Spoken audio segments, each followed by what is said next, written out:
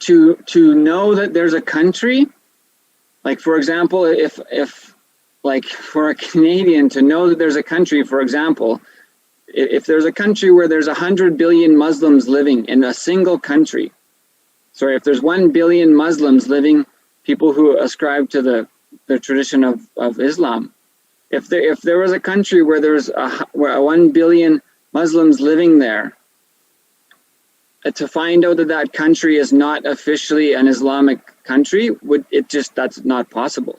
It wouldn't make any sense. We only have 35 million people in Canada. To think that there's a country where there's 1 billion Christians or 1 billion Muslims living, and that's not a Christian or Muslim country, that's impossible to believe. But India is a state with more than 1 billion Hindus, and it's not a Hindu country. So it's kind of shockingly impossible to imagine that can happen. But even just to run down through some of the facts of how Hinduism has been, become sort of an illegitimate lifestyle in India. Yeah, that's the thing. 700 years of constant invasion and persecution will do that to a civilization. It's the only civilization that was alive 5,000 years ago and is still alive today. So that's significant. The ancient Roman civilization, the ancient Greek civilization, the Egyptian civilization, none of those civilizations are alive on a civilizational level to the extent that we see 1 billion Hindus still living in a single country, still living in the temples, still farming in the traditional ways, surviving through Goshala, Ayurvedic medicine, traditional healing techniques, traditional familial structures. Although it's dwindling extensively, that basic sort of thread of semblance of that tradition that was lived 5,000 years ago and much longer, of course, but till today is still there. So this is unique. So it's unique if humanity looks around the world and says, there's not a single civilization that has survived 2,000 years. That's alarming. That's concerning. We're concerned about that. It means that by definition, our civilization doesn't have a future other than destruction. So to know that there's a civilization that was alive 5,000 years ago and is alive today is significant. It's significant and unique. And we need to look in that direction. So, but frankly, by the British own estimates and census of the presidencies, such as the Bengal presidency, the Madras presidency, and the Bombay presidency in the mid-1800s, by their own estimates, as many as 1 million gurukuls have also been destroyed. So this comes after 700 years of invasion and subjugation and the rape, persecution, and slaughter of 400 million Hindus.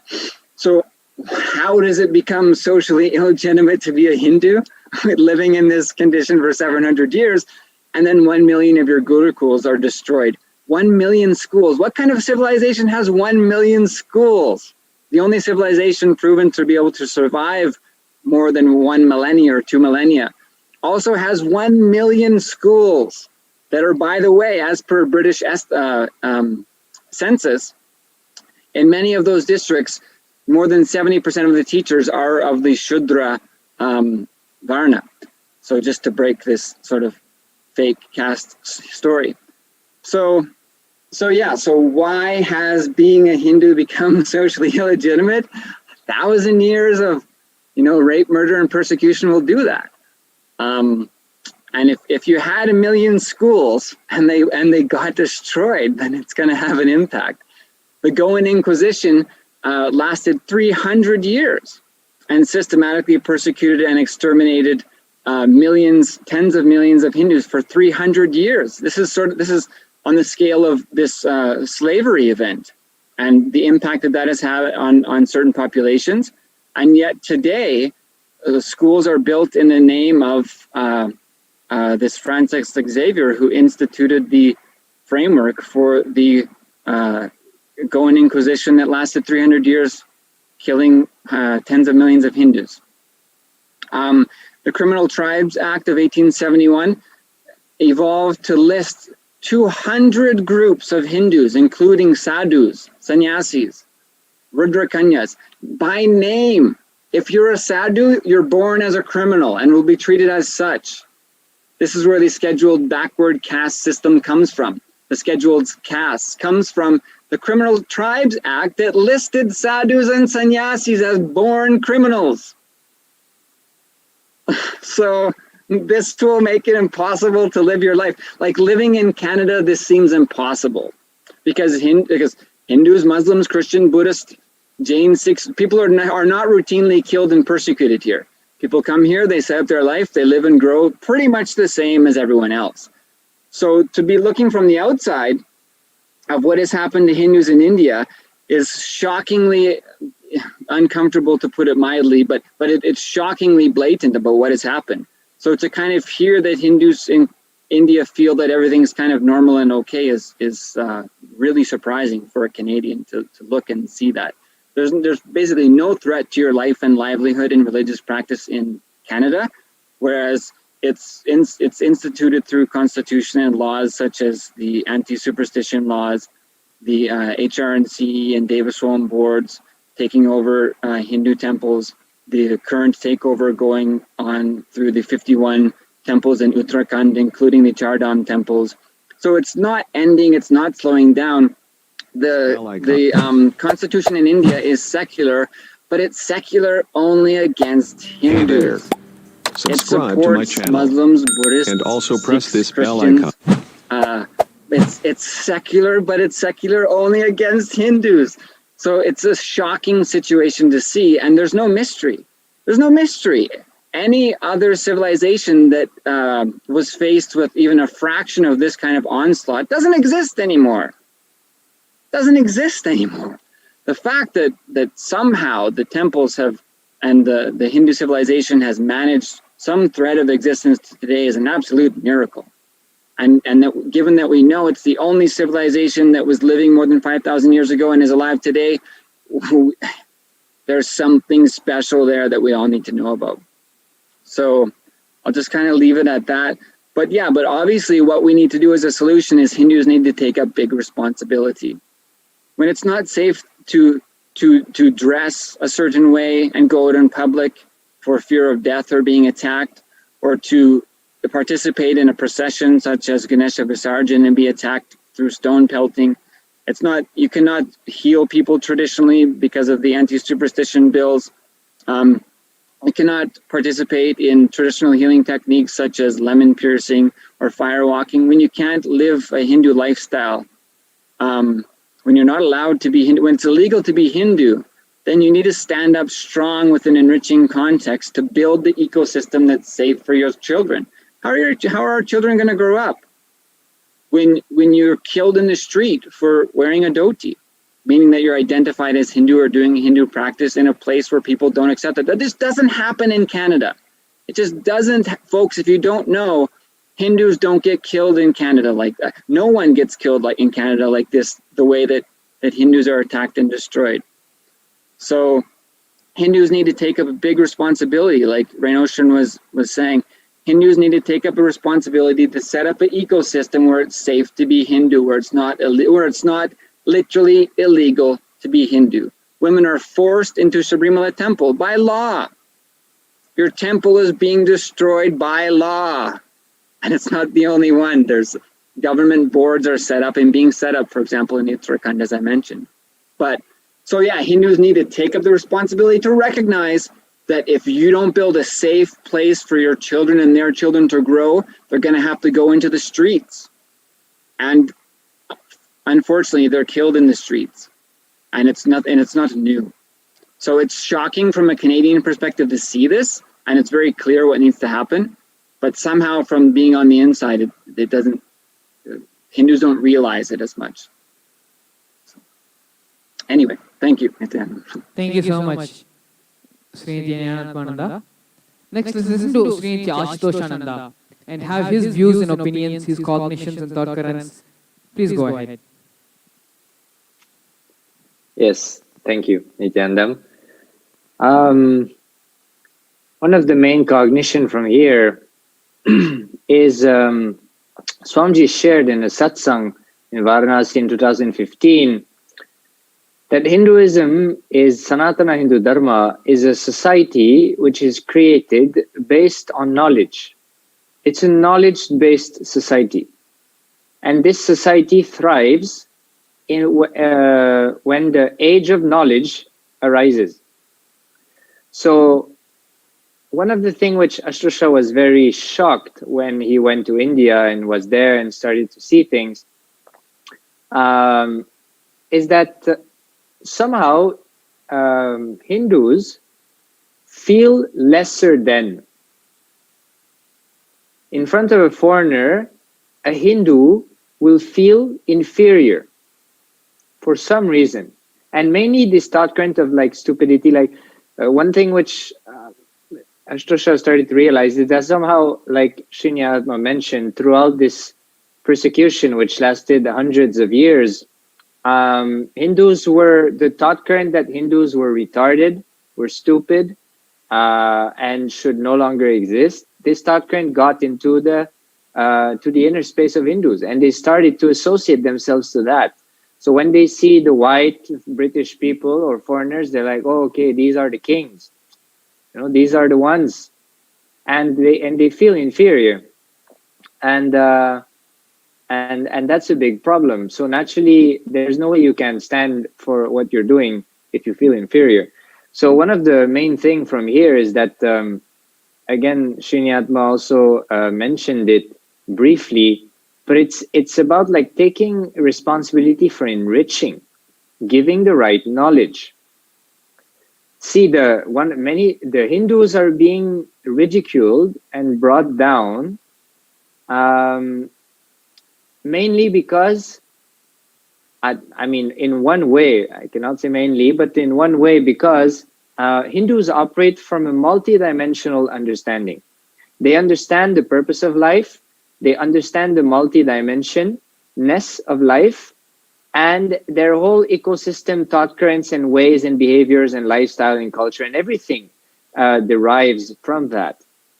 But the other civilizations do not have this understanding. They, like Shri Atma is mentioning, they literally have no clue what they're doing on planet Earth. Like they have no clue why they're here. So, so naturally, they develop a logic which is unable to cope up with life. If you don't know why you're here, if you do not understand the science of life, then there's no way you can develop a way of functioning which copes up with life. So the Ashtosha feels that the invaders strongly realized that when they started to engage with the Indian civilization, with the Sanatana Hindu Dharma, and they decided to destroy it. And because of that, this whole social legitimacy has been stripped away from Hindus. But the thing is that Ashtosha feels that the enriching, sharing the knowledge about life will allow the ground to be fertile for Hinduism to grow again. As long as people don't understand what's going on and why they're here, like why they're experiencing what they're experiencing, as long as some level of understanding is not there, the violence will continue and people will not feel like standing up for it. But when that basic fundamental knowledge is shared, then people will realize that actually Hindus have the only thing which they should be proud about. If there's any civilization which should be proud, it should be Hindus, because of the depth of the knowledge that they have about everything, about the human life, about the universe, about everything. So it's again, Shri Atma is saying that from a Canadian standpoint, when you see this whole thing, it's like it's very difficult to understand, to digest, like what's going on. In the same way, it's like when you start to realize the depth of the knowledge, that's one of the first thing which Ashtosha realized when he started to discover Hinduism while doing Inner Awakening with Swamiji, is that Hinduism is actually the only tradition which has a mature conversation with life. And when you start to realize that, then you you automatically you feel proud. So naturally, the social legitimacy will be there. So Ashtosha feels that's the main thing. It's that you need to be clear that other civilizations do not have answers for life. They might be loud and they are violent, might be scary, but they don't know what they're doing. So it's about like enriching and giving that knowledge, because people need it. They seek for it. Everybody's suffering. Nobody knows why. And everybody's thought, oh, that's life. But if you start to give opportunities for people to understand, at least to some extent, the source of suffering, and if they are guided and supported into a lifestyle where they can free themselves from that suffering, then the social legitimacy will be restored for Hindus. So Ashtosha feels it's really that knowledge, because Swamiji shared, Hinduism is a knowledge-based tradition. It thrives on knowledge, and not useless knowledge. By knowledge, knowledge means like the actual knowledge, what you need to know about yourself, about life, about universe, about cosmos, about Ishvara, Jagat, Atma, everything. So yes, that was one of the main thing which from here is cognized regarding the social legitimacy of Hinduism. Hindus should do tyaga or unclutch from the pattern of feeling inferior or stupid, or they should drop that and just claim, boldly stand for what they are, and enrich the world with that maturity and that knowledge. Yes, thank you so much, Ashtoshananda Maharaj. Next, let's listen to Sanjay ji. Have his opinions, his thought currents, his cognitions about the subject. Why Hindus need social legitimacy? Please go ahead. Yeah, so first, so wonderful just to hear these sharings, and they add so much new light to the question. So first, the realization that yes, Hindus have lost some level of social legitimacy. So talking here from a UK European perspective, there definitely has been that. So even growing up, we are sometimes told what was caste and how caste was a very bad thing, and it was all because of Hinduism. And we are taught about gender issues very apparently clear terms about Hinduism doesn't like females, basically, in terms of certain rites and rituals and daughters. All of these things were taught that this is Hinduism. And because that's being taught in an environment which is kind of has more Christianized norms, all these other things come into play. So, you worship many gods and your gods are monkeys and elephants, and all of these things start to impact on a particular type of Hindu. And so there needs to be that recognition for sure.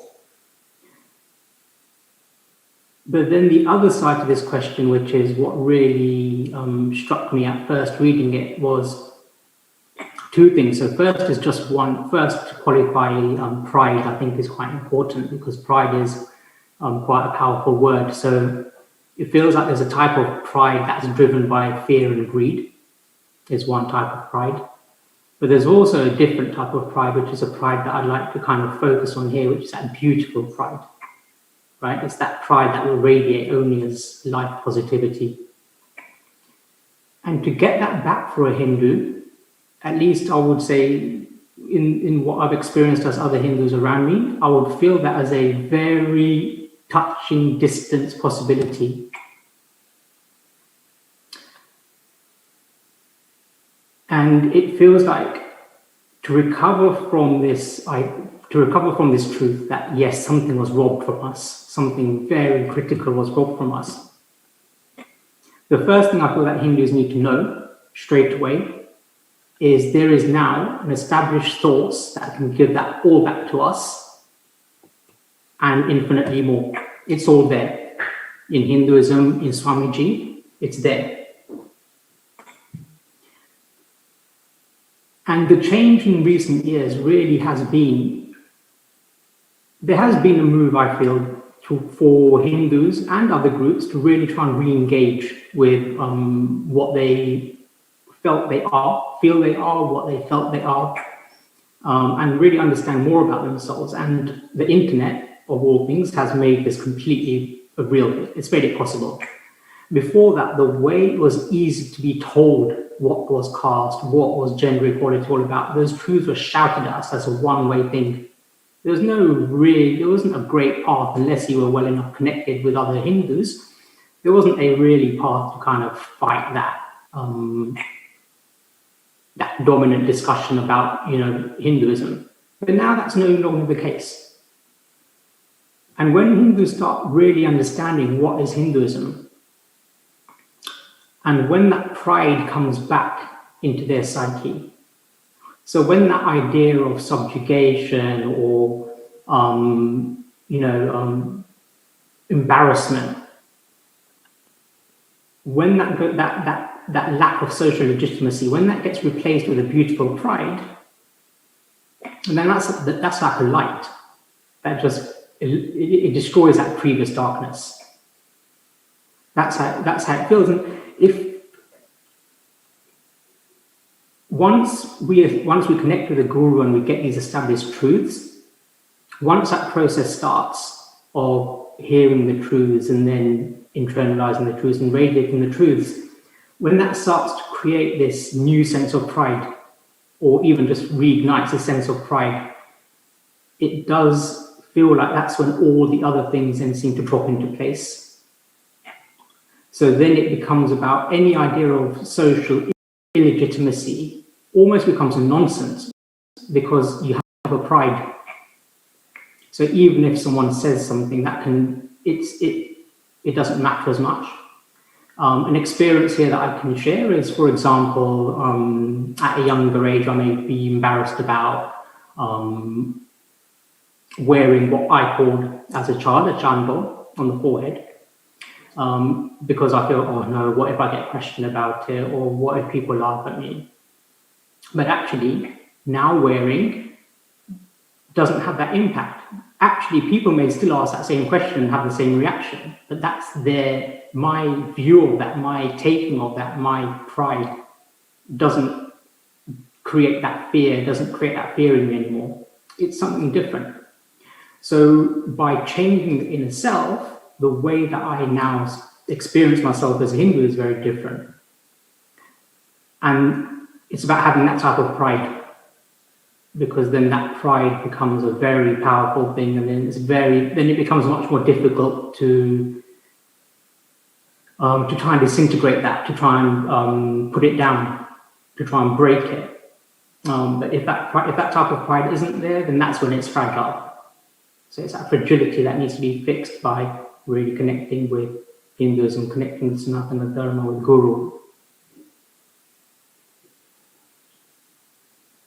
Thank you. Thank you so much, Ayya, for your sharing. We also have Murli Ayya from Chennai. Please go ahead, Ayya. Share your opinions and your cognitions, your thought currents. Why Hindus need social legitimacy? Please go ahead. Thank you, Maharaj. See, social legitimacy actually started off in my cognition as a very subtle dimension. I know schools, a whole lot of schools, which actually don't allow girls to wear bindis or any jewelry. Now, this might appear very small, very silly, and it's not all that intrusive. But we need to ask why they are actually intruding into even these things. What is wrong if a girl wears a bindi? In fact, a girl does look only auspicious, divine if she does wear a bindi. Even boys are actually prevented from wearing vibhodis. There are institutions which do this, and they have created a lot of problems. They say that it's against the rules, and it's simply ununderstandable why they do this. So it is a very subtle thing, and it might appear very silly to fight with the school authorities for such a so-called silly reason. But the point is, they are only trying to rob us of our Hindu identity by these activities, is what I will say. In one of my previous podcasts also I had shared, a principal used to tug at the sacred thread owned by a Hindu guy on his wrist and saying, even after wearing this, you tend to argue with the elders, you tend to become late, you tend to do this, do that, and all that. Why do you want to connect that person's wrong behavior with that Hindu identity? I don't understand that. So if you, will you, and that happened to be a so-called Christian minority institution. Now my question is, will you allow some Christian student being criticized like that by getting tugged at his wearing the cross on his neck, saying even after wearing this you are doing like this? Will you allow a questioning like that? So it's you are indirectly making that student being ashamed of his Hindu identity by these activities.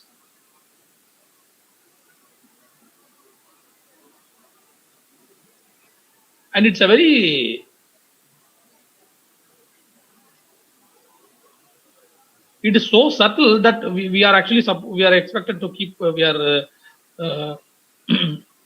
even Hindus will ask the person at the suffering end to don't make to not make a big issue out of it. Another dimension in which this Hindu identity in the social sense is getting destroyed, is illegitimized, is the entertainment part. Often it is the Hindu sannyasis that are portrayed in the wrong light. Like they often show a person in kavi doing some mischief, and they will very easily say, like, I didn't name any person. If you look at the character very closely, I didn't name any person. Yes, true, they didn't name any person, but that not naming anybody is only a way of legally escaping any suit against the producer, director, or whoever it is responsible for them. But the question that arises in me is, why do you want to even criticize any Hindu identity at all? So that is where I feel social legitimacy is getting destroyed. Also, when as this something that got a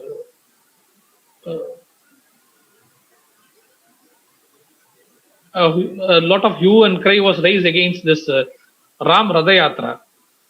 Even I actually argued once with a colleague on Facebook. See, he was also saying the same thing, like it is inducing violence. I said, what is Radha Yatra? It is just a chariot in which you have a statue of Rama that is going to start from a temple. It is going to take a particular road route, and it is going to either go back to a place where it started from, or it is going to go and settle in another temple. And in wherever it goes, it is going to bless people. If the people are themselves willing, they can actually offer some donation in the form of money or fruits or whatever it is, or some clothes, or silk clothes, if they are willing. If not, it is just going to go that way. That's all. It's going to start somewhere, it's going to end somewhere. That's it. Now, where is it? Who's inducing violence here? If somebody is getting violent at just this chariot being run on the road, it is the problem of that person. Where is the induction of violence here? So this Radha Yatra, this schools allowing Hindu identities being worn on the students, the entertainment industry, ridiculing Hindu saints.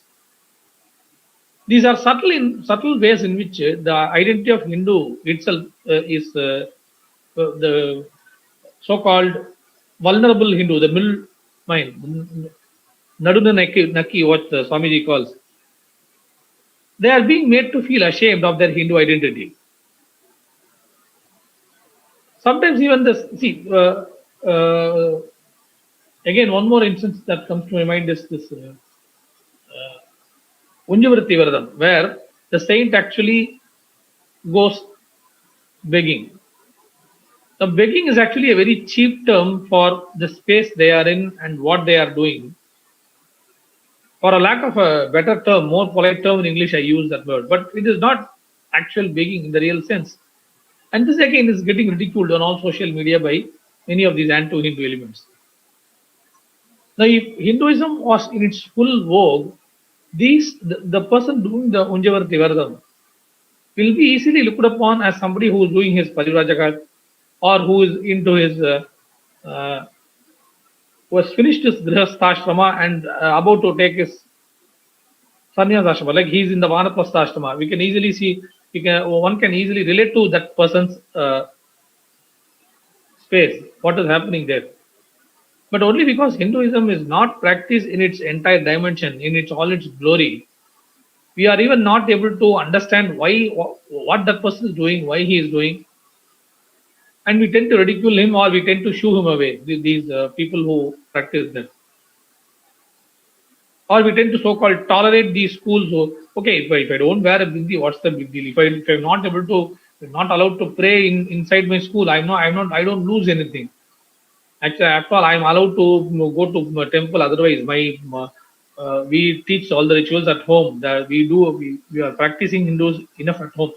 No, the thing is that is not intense enough for Hinduism to thrive in all its glory. That is not enough, is what we are trying to say through as representative of Kailasa. We have to revive it back in all its glory so that the real benefit ensues. Now, for the level at which these people want us to practice Hinduism, or even let us say the way they want to eradicate it will eventually result in eradication. And we never will see the true benefit of it. And only when Kailasa happens, we will even see the entire benefit of it. And even the so-called anti-Hindu elements will ultimately get benefited. They have to understand that. And the only thing that will get destroyed when Kailasa is legitimized in the social front of all dimensions, is the only thing that will get destroyed is any selfish vested interest. So that these people have to understand. And things have gone way beyond control. It's high time that we look into all these even subtle things, so that Hinduism is restored in all its glory. Because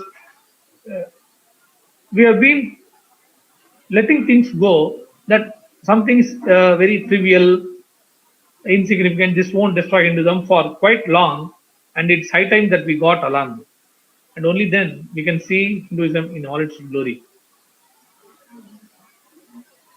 And Swamiji doesn't say, if you save Hinduism, you are saving humanity, as a way of being a,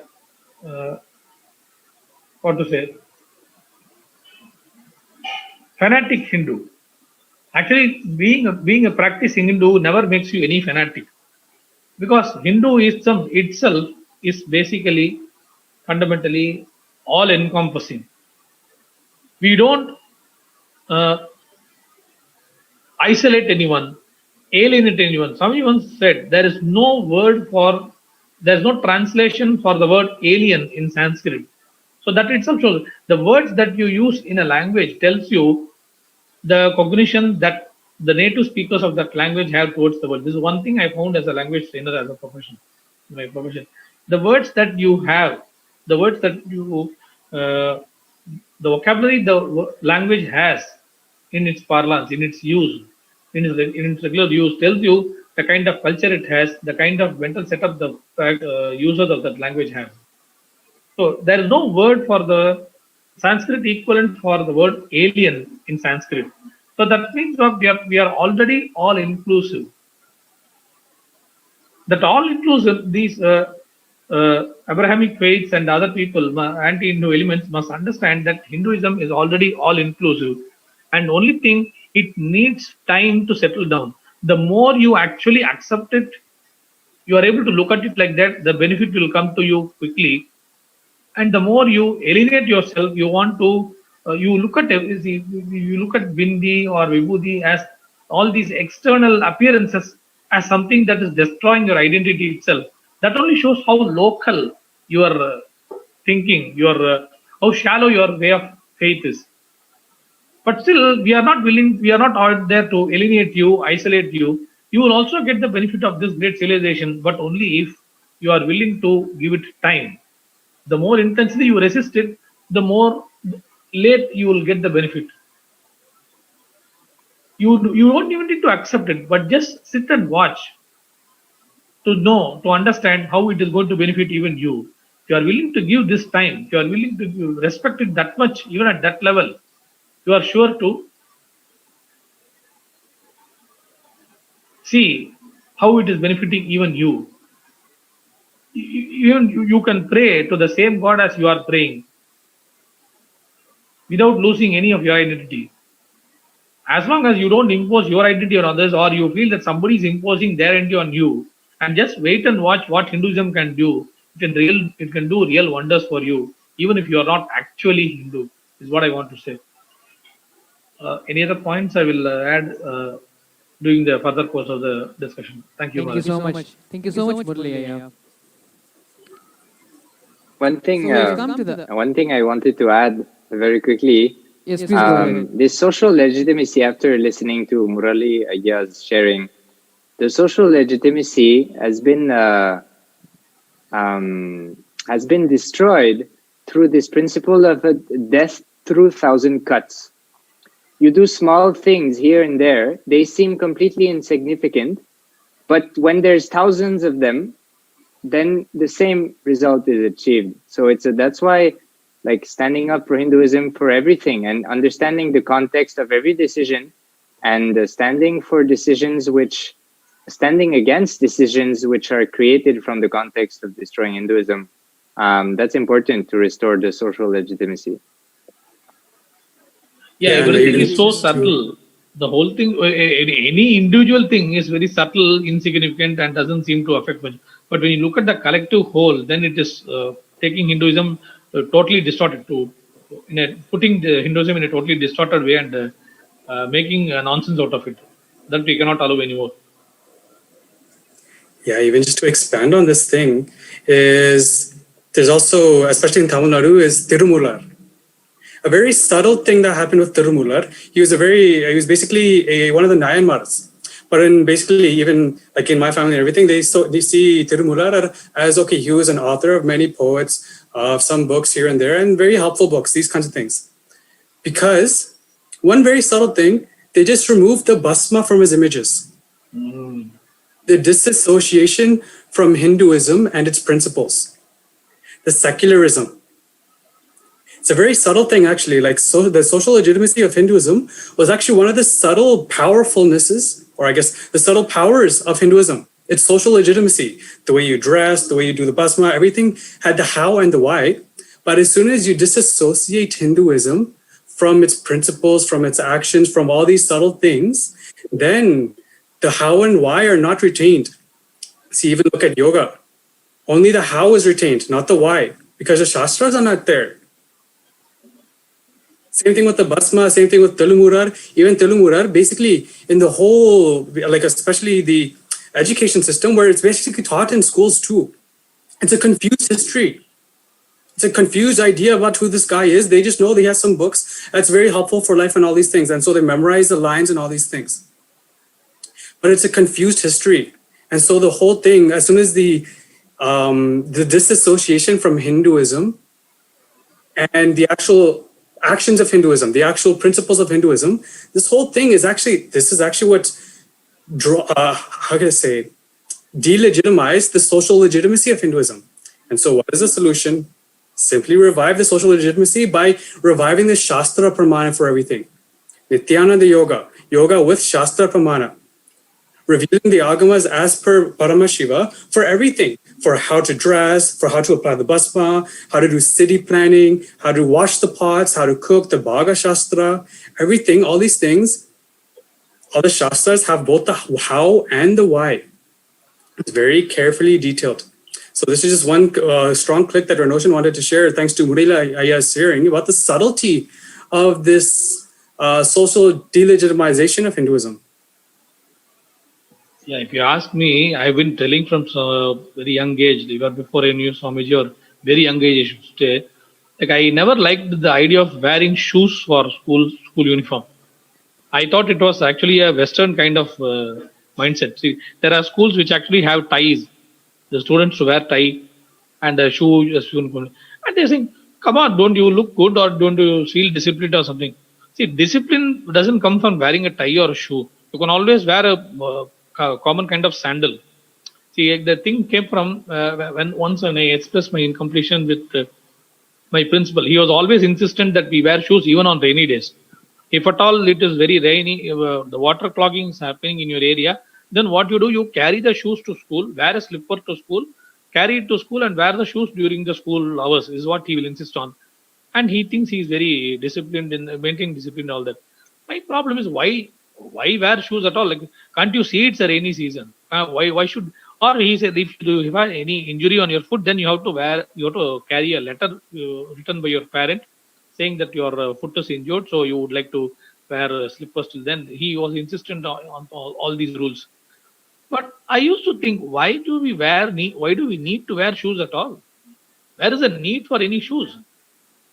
Won't you be able to educate yourself? Won't your minds open if you wear slippers? Won't you wear? That's what he used to feel. Now then everybody will have a different kind of slippers. Again, okay, fine. You have a bulk order made, then let everybody wear the same kind of sandals. So that's not a big deal. The school uniform is something that is totally at the discretion of the school. It's not written anywhere as like what we say in Tamil. Veda Vakana. It is written in Vedas that you have to wear only shoes for schools. No, nothing like that. So this is one more thing, the Western thing that is being imposed on us. And within India also, I will say that in corporate, let dhoti be a formal wear. Why should we wear tie, blazer and all that? Maybe in international setting we can use that. But within India, let us have dhoti as a formal wear. Pajama jibba as formal wear is what I will say. So these are little things where our Hindu ideas are being subtle areas where I think Hindu values are erased. And see, it has the idea of wearing tie, blazer, shoes, all these things have become so common in our way of life today that even when I say these things, I'm sure many of them out there, our viewers are even laughing at me. So I want to make this point. Thank you. Yes, thank all of you actually for all the beautiful points you shared. There's just one thing which had been going on in my head while all of you were sharing. There's something which Ashutosh had pointed out, where the small things which Muraliya was mentioning, like not allowing the bindi in the school and the uniform, the tie and the shoes. Ashutosh beautifully said it's like a death with 1,000 cuts. And another thing which we always speak about religious persecution and religious illegitimacy. And on a very broad aspect, if you see that it's wearing bindi and wearing shoes and ties, these are all not laws made by a country saying that, let's take for India example, India calls itself a secular country and they say they do not ban, they specifically do not ban saying you cannot wear bindi, you should only wear ties and shoes and all that. But it is because of a social illegitimacy where it gets banned in the schools and it gets banned in certain public gatherings. You do not see anywhere where the Muslims are banned from wearing the turban on their head. Or you do not see anywhere Christians are banned from wearing the cross around their neck. So it is in these places where social legitimacy is very important, where even though by the state or by the government the freedom is given, it is in the public gatherings, in localities, in communities where these bans have starting to become implemented. Even on the whole, if by government or by religion, by politics, if legitimacy is not given, even if there is social legitimacy, Hindus will at least have a pride about themselves. But it is because of the social illegitimacy only the pride of Hinduism is lost. And because we ourselves do not have the pride about our religion, we are unable to even speak up and stand up for ourselves. As Ranoshan had beautifully shared, there are only two things we need to do for this. Just go out and outrightly live abashedly and as a Hindu. Seeing us as examples, people should get inspired and people should also start following the same way, the same practice. Becoming the real warriors Hinduism needs us to be in this era. Is what is the real duty. It is what is the real way of showing a gratitude for all the benefit and all the enrichment that has happened in our life because of Hinduism. So this would like to thank all the panelists who have joined and come here today for the Vakyartha Sadhas. Thank all of you so much for coming and speaking or presenting your views and your opinions. You coming and sitting here shows your support to Hinduism and to Kailasa and how much you care for Hinduism happening and supporting the Kailasa nation. Thank all of you so much for spending the time today and giving out your opinions and your views, your thought currents about this. Now, it's time to enter the Nitya Satsang. Let's prepare ourselves to receive Swamiji. Please sit with your head, neck and spine in a straight line. Close your eyes and bring your awareness into your Ananda Gandha.